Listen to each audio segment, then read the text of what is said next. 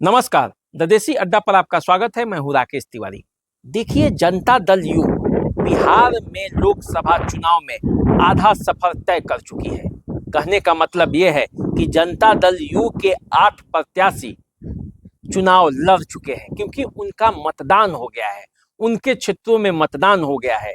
बाकी बचे 8 सीटों पर जनता दल यू अपनी पूरी शक्ति लगा दी है, क्योंकि जो ये 8 सीट है, इस पर जनता दल यू के बड़े बड़े दिग्गज चुनावी मैदान में हैं और उनका प्रतिष्ठा जो है वो दांव पर लगा हुआ है। तो जिन 8 क्षेत्रों में चुनाव हुआ है, जहां जनता दल यू को अब सिर्फ इंतजार करना है कि परिणाम क्या आता है।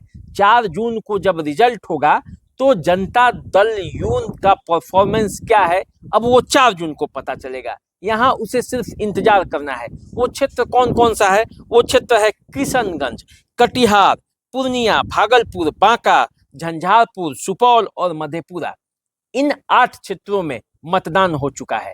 जनता दल यू के कैंडिडेट ही थे, सभी के सभी वो पिछले उम्मीदवार थे जो निवर्तमान सांसद वहां के हैं। उन्होंने ही चुनाव लड़ा था, इस बार उन्हें प्रत्याशी बनाया गया था।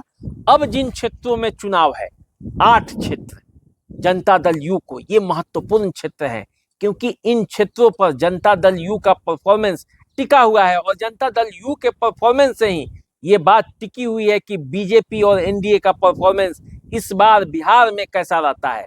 नीतीश कुमार, चिराग पासवान और सम्राट चौधरी ने यह दावा किया था कि बिहार के 40 की 40 सीटें जीतकर नरेंद्र मोदी की झोली में डालेंगे और केंद्र में एनडीए की सरकार बनाएंगे। लेकिन उसमें ये कितने सफल होते हैं, उस पर असर करेगा, उस पर निर्भर करता है कि चुनाव में इनका परफॉर्मेंस कैसा रहता है।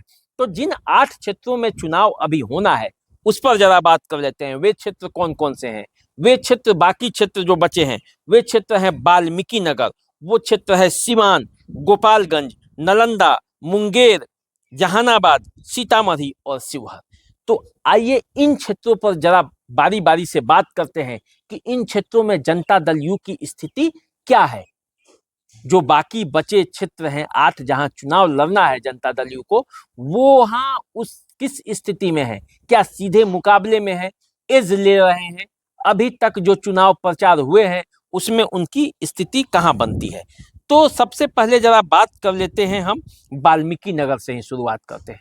वाल्मीकि नगर जो बिहार के अंतिम छोर पर बसा हुआ है, नेपाल से सटा हुआ इलाका, उस इलाके में सुनील कुशवाहा चुनावी मैदान में है जनता दल यू के टिकट पर। सुनील कुशवाहा को लेकर एंटी इनकम्बेंसी थी। उनके पिता बैद्यनाथ प्रसाद महतो भी वहां से सांसद रह चुके हैं। उनके निधन के बाद सुनील कुमार सांसद बने थे, चुनाव हुआ था उपचुनाव, और उसके बाद फिर से इस बार उन्हें टिकट दिया गया है। जब उन्हें टिकट मिला है तो उनके खिलाफ दीपक यादव चुनावी मैदान में है आरजेडी के प्रत्याशी के तौर पर। दीपक यादव आरजेडी ज्वाइन किए बीजेपी को छोड़कर, और उन्हें टिकट दिया गया। वे बगहा शुगर मिल के मालिक हैं। डीपी यादव के वे दामाद हैं, यूपी के बाहुबली नेता। और दीपक यादव पिछले चुनाव में भी भाजपा के प्रत्याशी के तौर पर वहां से चुनाव लड़े थे। तो ऐसी स्थिति में वहां लड़ाई इस बार महत्वपूर्ण है। तेजस्वी यादव खुद गए थे, दीपक यादव को आरजेडी ज्वाइन कराया और टिकट भी दी। तो इस तरह से देखा जाए तो वाल्मीकि नगर बहुत महत्वपूर्ण क्षेत्र है। वहां ब्राह्मण मतदाता ये तय करते हैं कि कौन जीतेगा, क्योंकि अति पिछड़ी कुशवाहा समाज जब एकजुट हो जाता है और ब्राह्मणों का जब मत पड़ जाता है तो वहां एनडीए की राहें आसान हो जाती है। तो ये देखना है कि इस बार एनडीए के सवर्ण वोट, इसके अलावे कुशवाहा वोट, अति पिछड़ी जनता दल यू के सब वोट मिलकर वहां क्या समीकरण बनाते हैं और क्या होता है। लेकिन कुल मिलाकर देखा जाए तो वहां आमने सामने का टक्कर है आरजेडी और जनता दल यू के बीच। अब आइए जरा बात कर लेते हैं सीवान की। सीवान, जहां से इस बार जनता दल यू ने प्रयोग किया है। प्रयोग क्या किया है? वहां के निवर्तमान सांसद कविता सिंह का टिकट काटकर वहां विजय लक्ष्मी को चुनावी मैदान में उतारा है। विजय लक्ष्मी कोई नेता नहीं है, वो गृहिणी है। उनके पति रमेश प्रसाद कुशवाहा वे नेता हैं, वे उपेंद्र कुशवाहा के साथ थे। लेकिन इस चुनाव में उन्हें जनता दल यू में ज्वाइन कराकर उन्हें टिकट दिया गया, उनकी पत्नी को। इससे पहले वे 15 के चुनाव में जब आरजेडी और जनता दल यू का गठबंधन था तो वे जनता दल यू के टिकट पर जीरादेई से विधायक बने थे। उसके पहले वो आरजेडी के जिलाध्यक्ष भी रहे हैं। उसके पहले वे माले के नेता रहे हैं और रमेश कुशवाहा की असली पहचान माले से ही मिलती है, क्योंकि वे माले के वरिष्ठ नेता थे।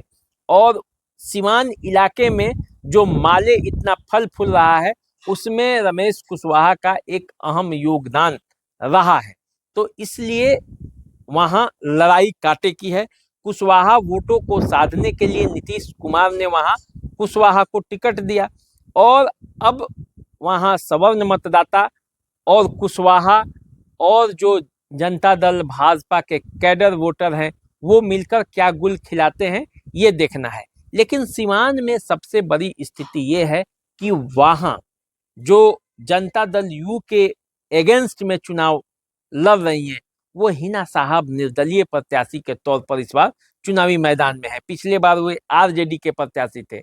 इसके अलावे अवध बिहारी चौधरी को आरजेडी ने टिकट देकर चुनावी मैदान में उतार दिया है। तो वहां लड़ाई त्रिकोणीय है। एक कोण पर हिना साहब खड़ी हैं, दूसरे कोण पर अवध बिहारी चौधरी खड़े हैं और तीसरे कोण पर विजय लक्ष्मी खड़ी हैं। तो अब देखना है कि होता क्या है, क्योंकि वहां आरजेडी के मतों में बिखराव है। एमवाई समीकरण का सिवान में टूटना तय है। ये लिख के आप रख लीजिए कि सिवान में एमवाई समीकरण टूट जाएगा और वैसी स्थिति में जनता दल यू को फायदा हो सकता है। आगे वहां चुनावी समीकरण कैसे होगा वो फिर चर्चा हम लोग करेंगे। अब आइए जरा गोपालगंज की बात कर लेते हैं। गोपालगंज में आलोक कुमार सुमन चुनावी मैदान में है जनता दल यू के टिकट पर। पिछले बार के सांसद हैं। इस बार वहां वीआईपी को टिकट ये सीट चला गया है। वीआईपी ने चंचल पासवान को चुनावी मैदान में उतारा है। चंचल पासवान बीजेपी नेता सुदामा माझी के पुत्र बताए जाते हैं और बताया जाता है कि चंचल पासवान और आलोक सुमन में कांटे की टक्कर है गोपालगंज में। गोपालगंज भी ब्राह्मण बहुल क्षेत्र माना जाता है और वहां ब्राह्मणों की अच्छी खासी आबादी है।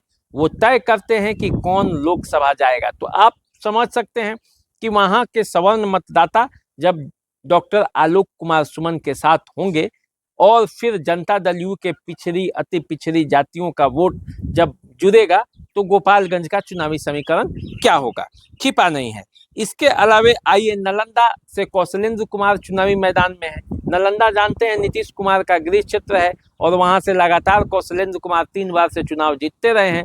इस बार भी वहां चुनाव जो लड़ाई है वो नीतीश कुमार के इर्द गिर्द ही घूम रहा है। तो नालंदा का चुनाव आप समझ सकते हैं कि वहां क्या होने वाला है। इसके अलावे अब आ जाइए आप जहानाबाद। जहानाबाद एक महत्वपूर्ण सीट है जहां पिछले बार बड़ी मुश्किल से जनता दल यू चुनाव जीत पाई थी। चंदेश्वर प्रसाद चंद्रवंशी महज 1700 वोटों से चुनाव जीते थे सुरेंद्र प्रसाद यादव से। इस बार सुरेंद्र प्रसाद यादव भी चुनावी मैदान में है आरजेडी के टिकट पर और चंदेश्वर प्रसाद चंद्रवंशी भी जनता दल यू के टिकट पर चुनाव में है। भूमिहारों में वहां गुस्सा है। आशुतोष कुमार चुनावी मैदान में है, अरुण कुमार भी वहां चुनावी मैदान में है। भूमिहार मत एनडीए के मत माने जाते हैं। ऐसी स्थिति में जहानाबाद के चुनावी समीकरण में क्या परिवर्तन होगा ये आने वाले समय में पता चलेगा कि आखिर जहानाबाद का चुनावी समीकरण कहां जा रहा है, क्योंकि वहां मतों का विभाजन बहुत है और लड़ाई भी पिछले बार भी बड़ा टफ था। बड़ी मुश्किल से जनता दल यू जीती थी। तो जहानाबाद की लड़ाई आप समझ गए होंगे क्या हो रहा है वहां पे। इसके अलावे अब आइए सीतामढ़ी जहां से जनता दल यू के टिकट पर देवेश चंद्र ठाकुर चुनावी मैदान में है। काफी सबसे पहले देवेश चंद्र ठाकुर के नाम की ही घोषणा हुई थी। नीतीश कुमार ने चुनाव के ऐलान से पहले ही देवेश चंद्र ठाकुर के नाम का ऐलान कर दिया था और देवेश चंद्र ठाकुर तभी से सीतामढ़ी में चुनावी मैदान में कूद गए थे, वो अपनी तैयारी करने लगे थे। वहां से आरजेडी पिछले बार जो चुनाव हार गए थे अर्जुन राय, उन्हीं को चुनावी मैदान में उतारा है। बीजेपी का ये सीट बीजेपी का ये सीट था पहले, पिछले चुनाव में जनता दल यू को ये सीट गया था और सुनील कुमार पिंटू यहाँ से चुनावी मैदान में उतरे थे। बीजेपी के नेता थे, जनता दल यू ज्वाइन करके उतारा गया था और वो चुनाव जीत गए थे। इस बार उनका टिकट कट गया। तो ऐसी स्थिति में सीतामढ़ी में भी चुनावी लड़ाई बड़ी दिलचस्प मोड़ में है और वहां लड़ाई बड़ा दिलचस्प होगा। देवेश चंद्र ठाकुर पूरी तैयारी के साथ वहां मैदान में है, हालांकि अर्जुन राय भी लगे हुए हैं। अब देखना है कि सीतामढ़ी में क्या होता है। अब आइए शिवहर, सबसे रोमांचक मुकाबला, क्योंकि वहां दो महिलाएं आपस में चुनाव लड़ रही हैं। लवली आनंद, आनंद मोहन की पत्नी, और रितु जायसवाल, जिसे राजद की शेरनी भी कहा जाता है। तो इन दोनों के बीच लड़ाई है शिवहर की, और शिवहर की लड़ाई बड़ी जबरदस्त है। शिवहर में शानदार लड़ाई है, जहां रमा देवी पिछली बार सांसद थी और रमा देवी बीजेपी के प्रत्याशी के तौर पर चुनाव लड़ी थी। इस बार बीजेपी ने ये सीट जनता दल यू को दे दिया, रमा देवी का टिकट कट गया और लवली आनंद को जनता दल यू ने चुनावी मैदान में उतारा है। इसके बावजूद वहां अब लड़ाई है। वैश्य मत, ब्राह्मण मत, राजपूत मत और जो एनडीए फोल्ड के मत हैं, ये तय करेंगे कि आखिर लवली आनंद वहां से चुनाव जीतती हैं कि नहीं जीतती हैं। रितु जायसवाल वहां बड़ी मजबूती से चुनाव लड़ रही हैं, उन्हें चुनाव लड़ने भी आता है, महिलाओं की बात भी उठाती हैं, जोर शोर से अपनी बातों को रखती हैं। देखना यह है कि मतदाताओं पर इसका कितना असर होता है। तो चलिए, ये 8 सीट है जहां जनता दल यू को इस बार अभी आगे के चरण में लड़ना है, और लड़ना है तो उसकी तैयारी भी करना है। तो देखना है कि जनता दल यू इन 8 सीटों पर कितनी तैयारी के साथ चुनावी मैदान में आती है और उसका असर क्या होता है। तो चलिए, आप हमारे वीडियो को शेयर भी कर दीजिए, लाइक कर दीजिए, चैनल को सब्सक्राइब कर लीजिए, फेसबुक इंस्टाग्राम पे हमें फॉलो कीजिए। देखते रहिए, हमारे साथ जुड़े रहिए। अभी दीजिए विदाई, नमस्कार।